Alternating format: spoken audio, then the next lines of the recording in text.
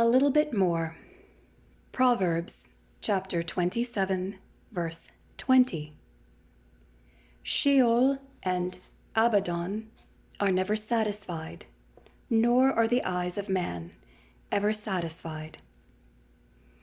Where are Sheol and Abaddon, and why are they never satisfied? The book of Proverbs was written to provide instruction and wisdom for skillful and righteous living. It discusses almost every area of life and human relationships and gives timeless truths for all people and all cultures.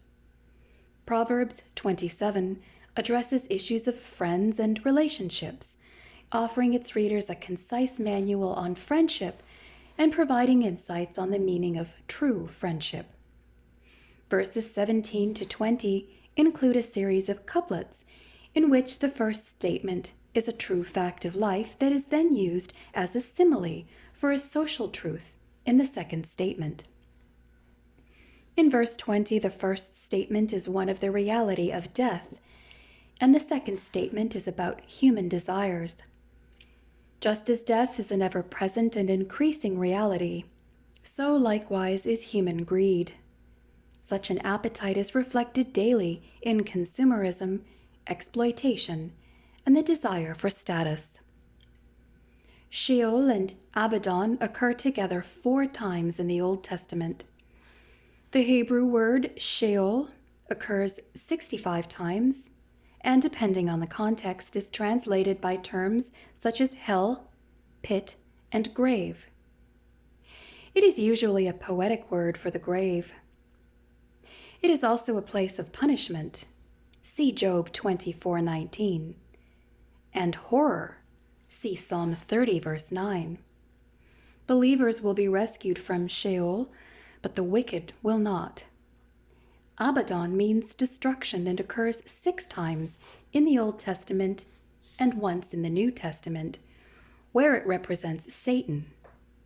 Please refer to Revelation 9:11. In the Old Testament, it always refers to the destruction of the grave and a place of mystery and darkness. In this verse, Sheol and Abaddon are personified as having a voracious appetite for devouring humans in much the same way that mythological monsters and pagan gods in the ancient Near East were portrayed.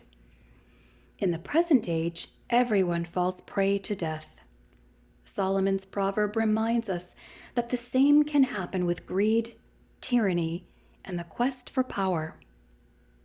Someone once asked one of the robber barons of the early 20th century America how much money it would take to satisfy his desire for wealth. Reportedly, the response was, "1 more dime." That statement illustrates the principle of this verse, but it also invites a more positive response. In 1 John 2, verses 15 to 17, the Apostle John reminded Christians that the desires and acquisitions of this world are temporary. They will not last. But salvation, the love of God, and eternal life will never fade away. The world is passing away, and also its lusts, but the one who does the will of God abides forever. 1 John 2:17.